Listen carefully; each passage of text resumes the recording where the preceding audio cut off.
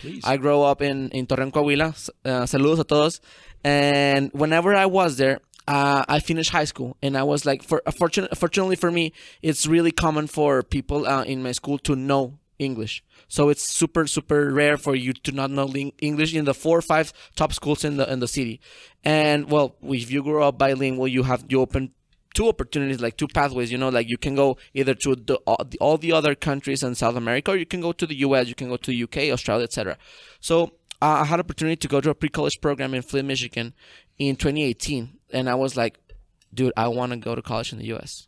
How am I going to do it? I don't know. Because I'm the first individual that actually, the firstborn in my family that wanted to look for something else.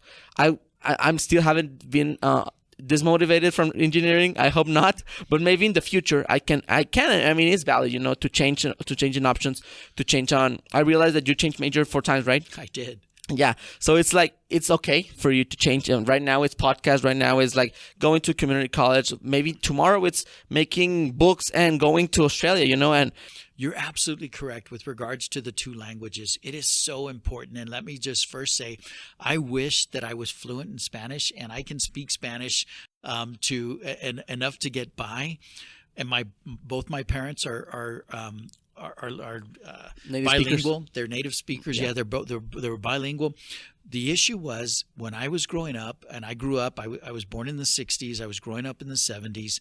And at that time, unfortunately, the American system of higher ed, or pardon me, the American system of public ed did not allow us to speak Spanish at school. In fact, we used to get punished. That's Wow. right. We would get punished. We even on the playground, we weren't allowed to speak Spanish, and we would be punished. And that is why I'm so upset, because my parents, when they hear me speak Spanish, they say, that I speak Spanish like a gringo. And I'm like, and the thing is it is, I have board members as well, Mrs. Robles, and she always speaks to it. If you have the power of 2 languages, then you have twice as many opportunities. You're absolutely correct. And I think it's a shame that at that time in the 70s, it was just not, oh, you got to speak English, you can't speak Spanish. And I think that's really unfortunate, because I wish that I had command of the language. You have such command of English, and obviously in Spanish as well. And I wish I had that kind of command. And I want to make sure that everyone on the borderland realizes it is such a strength to have, to be able to speak fluently more than one language, to speak Spanish, to speak English, French, everything, Mandarin, anything that you can get a hold of. I think it's incredibly important. And fortunately, our country has learned that. So that's one thing.